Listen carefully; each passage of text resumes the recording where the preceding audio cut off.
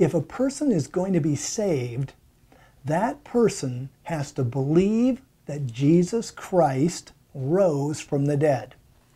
Did you get that? If you want to be saved, you have to believe that Jesus Christ rose from the dead. Now, I run into people and they say, oh, I believe in Jesus. Believing in Jesus doesn't get a person saved. Believing that Jesus Christ rose from the dead does. Why? Because why did Jesus Christ live and die anyway? See, we need to understand that. I'm going to speak about you. I'm sure that you have sinned in your life. I know I've sinned in my life. And when we sin, that sin creates a debt. That sin needs to be paid for. Romans chapter 6, verse 23 says, the wages of sin is death. And because of the sin on my life and the sin in your life, your judicial sentence before God would be that God would kill you and you would be dead forever. And what God did in His grace and mercy is He accepted a substitute for sin. Jesus Christ came and died in my place and in your place. Jesus Christ died in our place. But if He hadn't died, then no one could be saved because the debt of sin would never have been paid. But is Jesus Christ dead and in the ground? Is that what happened to Him? No. Thank God. God raised Jesus Christ from the dead. If we listen carefully to the verse about salvation in the Bible, we'll see this. It says, this is Romans 10:9, by the way, that if you confess with your mouth Jesus is Lord and believe in your heart that God raised Him from the dead, you'll be saved. So you've got to confess with your mouth Jesus is Lord. That's easy. He's raised from the dead. He's Lord. He's Lord. Okay. But God raised Him from the dead and you'll be saved. Now, is that so hard to believe? I mean, realistically, is it so hard to believe that God raised Jesus Christ from the dead? No, it's not hard to believe at all. Let's take a look at some of the reasons why you and I can believe that Jesus Christ was raised from the dead. First of all, let me say that no reputable scholar that I'm aware of, no reputable historian, doubts that Jesus Christ lived as a historical figure, just like Abraham Lincoln or George Washington. You know, Jesus Christ lived. He was a historical figure. Okay, if He lived and He was the foundation and start of the Christian religion, then something happened to Him. I mean, how did He die? How did He leave planet Earth? Well, then the historians tell us that, okay, Jesus Christ was arrested by the Romans and He was killed. Great, so He died. The Bible tells us that His death was sacrificial for our sin. Now He's put in the ground. Now what about the resurrection? Again, no reputable historian that I'm aware of believes that Jesus Christ just rotted in the ground. That His body just rotted in the ground. Usually, in fact, they don't talk about what happened to His body because the evidence for a resurrection is pretty clear. I mean, first of all, what could have happened to the body? Here you've got this historical man who died. He's now in a tomb. What happened to the body? Okay, maybe his enemies came and took it. Well, no. His enemies wouldn't have taken the body. Why? Because His enemies were desperately trying to prove that He didn't rise from the dead. Because that was the claim of all the Christians, that He rose from the dead. And if the enemies had the body, you know what they would have done with it? They would have paraded it around. They would have put the kibosh on Christianity right away by saying, look, you're saying that you're starting this religion because your man Jesus was raised from the dead. Here's His body. He's not, okay? We're done here. His enemies didn't steal the body from the grave because if they had it, they'd have paraded it around. Would His friends have taken the body? No. These were honest, simple, most of them Jewish fishermen. They were God-loving people. They loved the Bible. They loved Jesus because they thought He was the promised Messiah. If they didn't think He was the promised Messiah, if He was just a dead guy in a tomb, would they have gotten together behind closed doors and say, hey, we can use this as an opportunity to start a brand new religion? They were honest fishermen. They weren't liars. They weren't storytellers. They weren't trying to fabricate a story. In fact, if you remember, when He died, they were all shocked and they were going to call it a day and go home. Gosh, guess we were wrong about this guy. So what's the third possibility?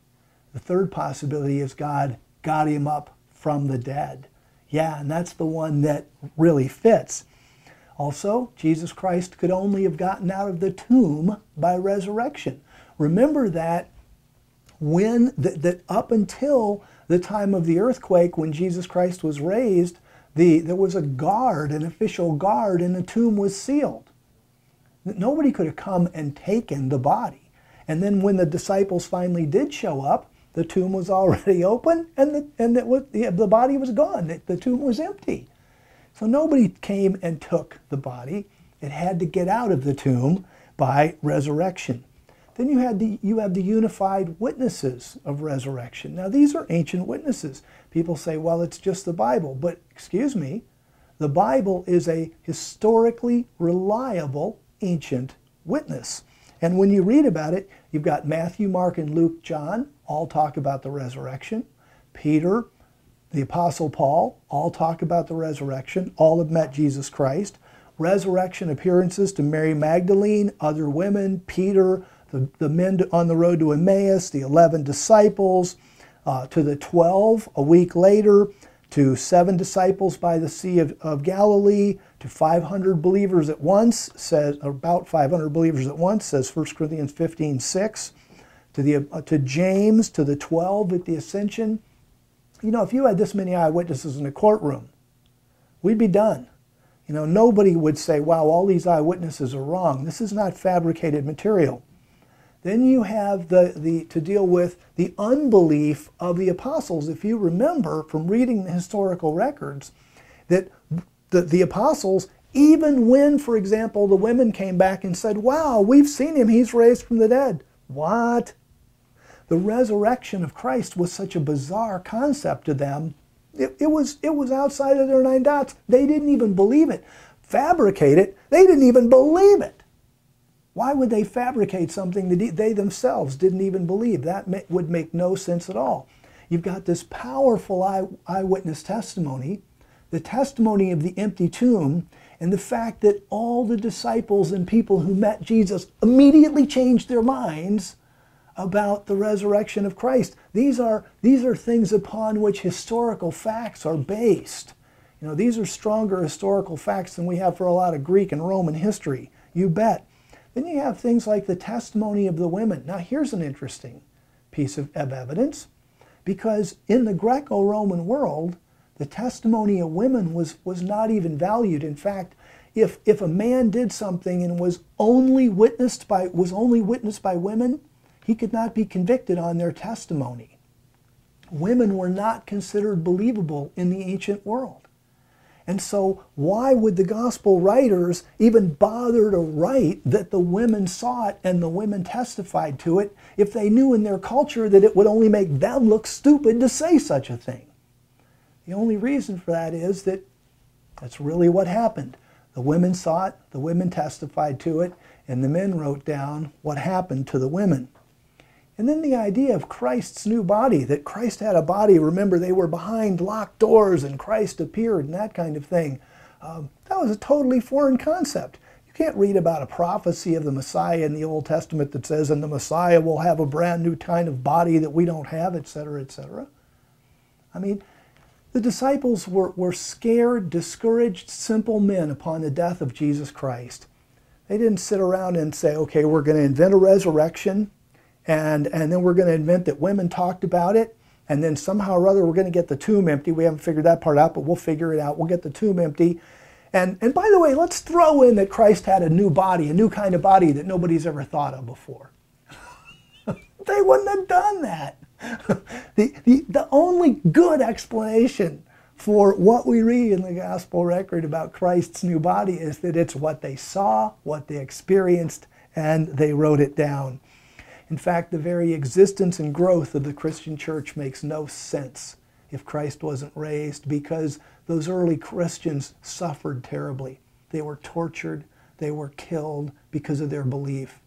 And if their belief was a hoax and they just said, well, I know we'll be tortured and killed, but later on there'll be this great religion, that makes absolutely no sense. The only reliable testimony of the foundation of Christianity is that Jesus Christ was raised from the dead, like the Gospels say. Believe that Jesus was raised from the dead. Confess him as your Lord. Enjoy eternal life as a Christian. God bless.